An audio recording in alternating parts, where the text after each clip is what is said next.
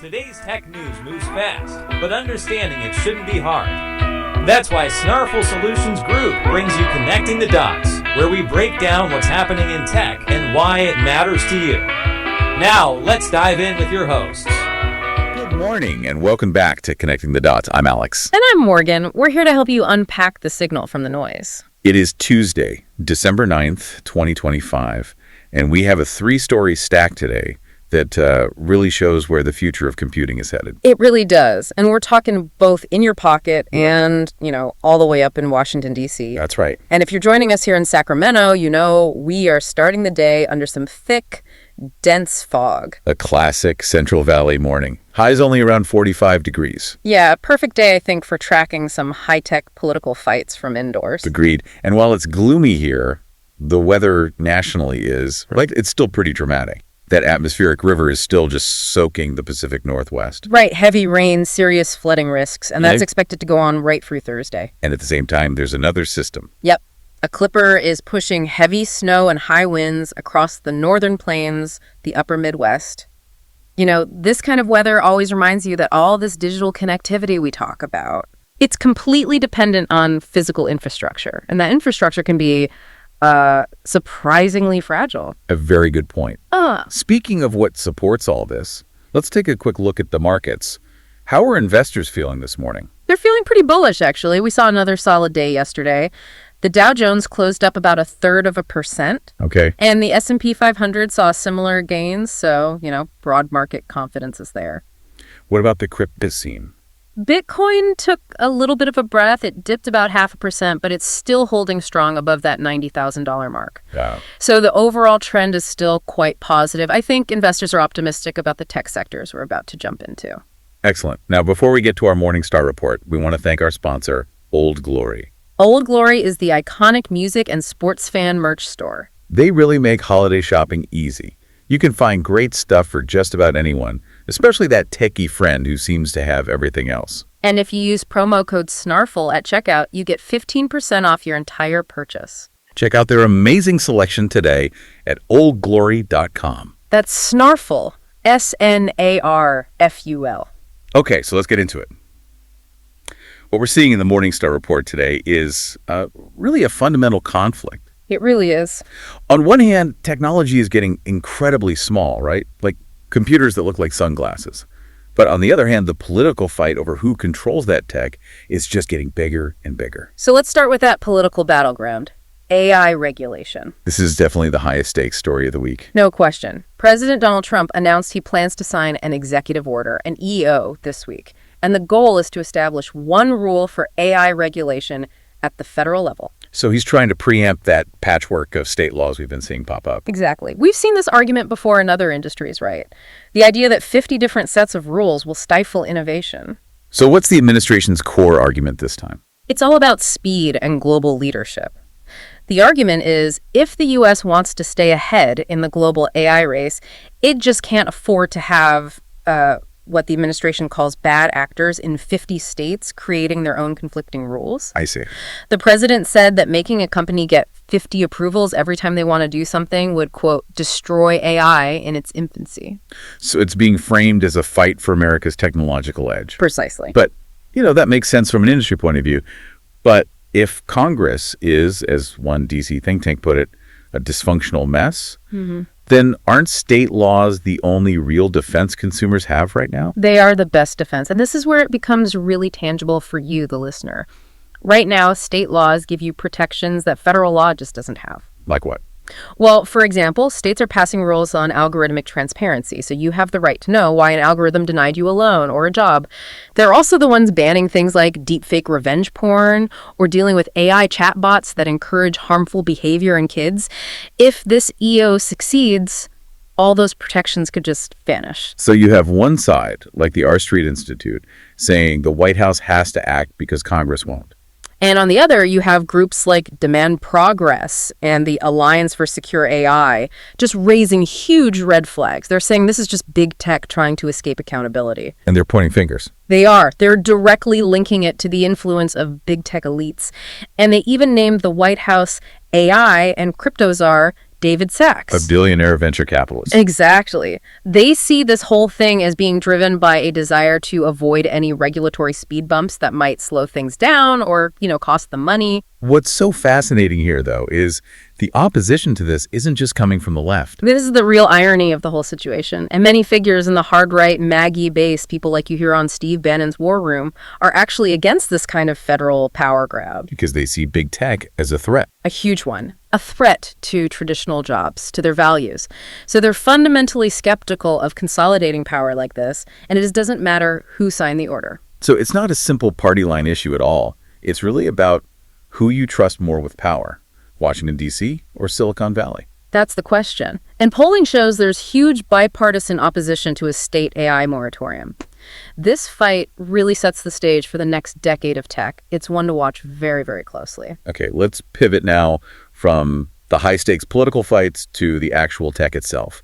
Because our second story is about hardware that's basically disappearing right in front of our eyes. Yeah, this is a big one. Google is betting big on mixed reality glasses, and a new prototype, the Xreal Project Aura, shows just how small Android XR is getting. And this is the big shift, right? For so long, mixed reality meant these big, bulky headsets. Oh yeah, like the Meta Quest or even the Samsung Galaxy XR.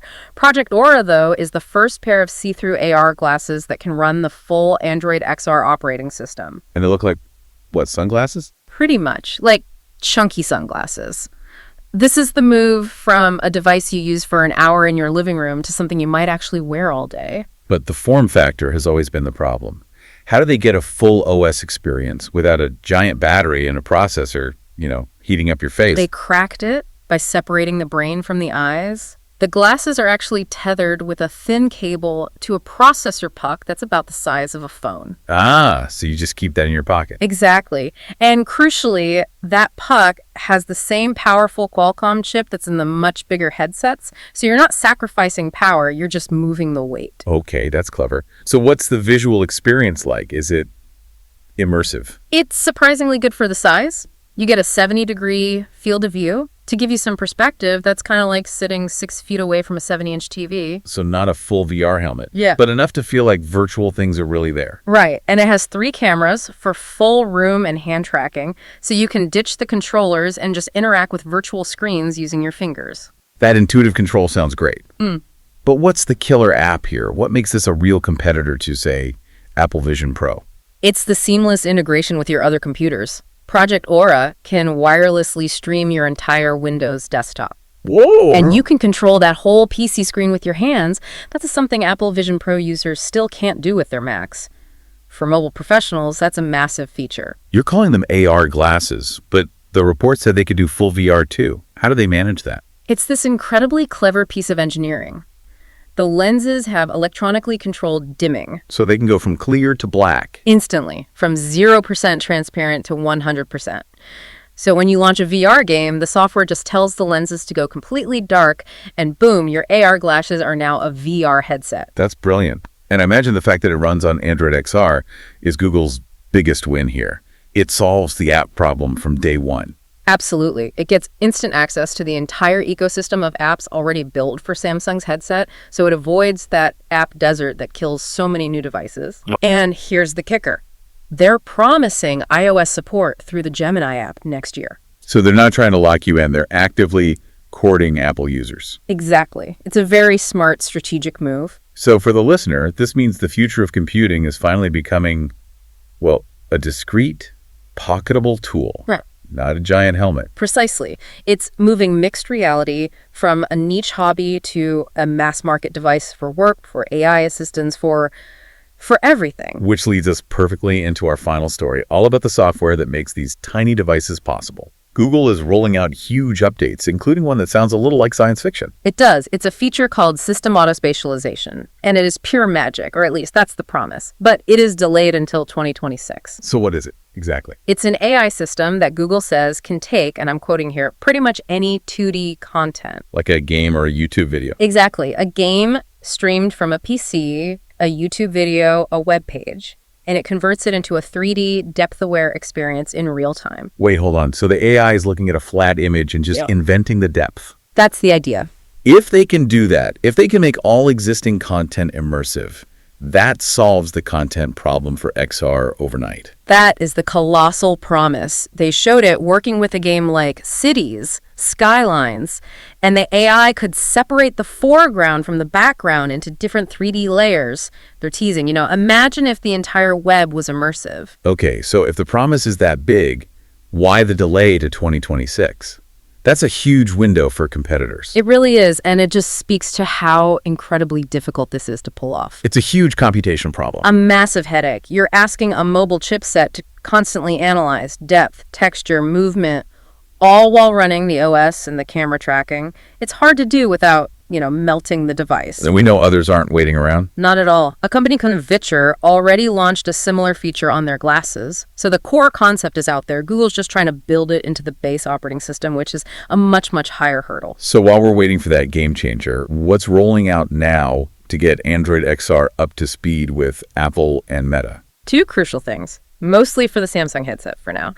First is likeness in beta. This is Google's direct answer to Apple's personas. So realistic avatars for video calls. Yep. And the smart move is they generate them with a smartphone scan, not the headset itself, so it's way more accessible. Smart. Decouple it from the expensive hardware. And what's the second big feature? Travel mode. This is so critical for user experience.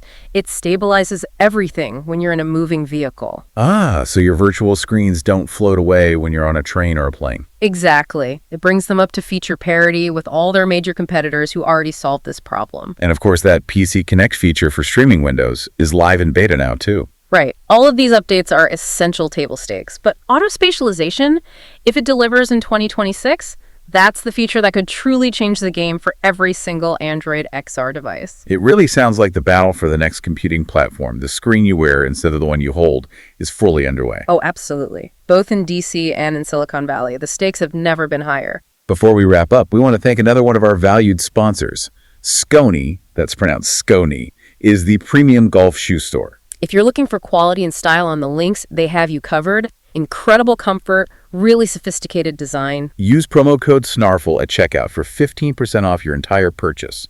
Visit them at skony.com. Okay, so a quick recap. We started with that heated political knife fight over who controls AI, the federal government or the states. Then we looked at the physical side of things, how hardware like Xreal's Project Aura is making mixed reality a pocketable, on-the-go experience. And finally, we talk about those ambitious software updates, especially the huge promise of turning all 2D content into 3D. The central conflict really remains. Technology is shrinking and becoming part of our daily lives, giving us more power. But the political forces that decide how that tech is used are trying to centralize control. And if the main pushback against that is coming from state governments and, ironically, grassroots conservatives who distrust centralized power, what does that mean for the average person if Washington actually succeeds in taking over all AI regulation? That's the real question that will dictate our digital future. We're here to help at Snarful, so reach out on our website if you have any more questions. That's a wrap on today's top stories. Remember, tech doesn't have to be complicated, and we're here to help connect the dots. If you've got questions or want to learn more, visit us at snarful.com. Thanks for listening, and we'll catch you next time.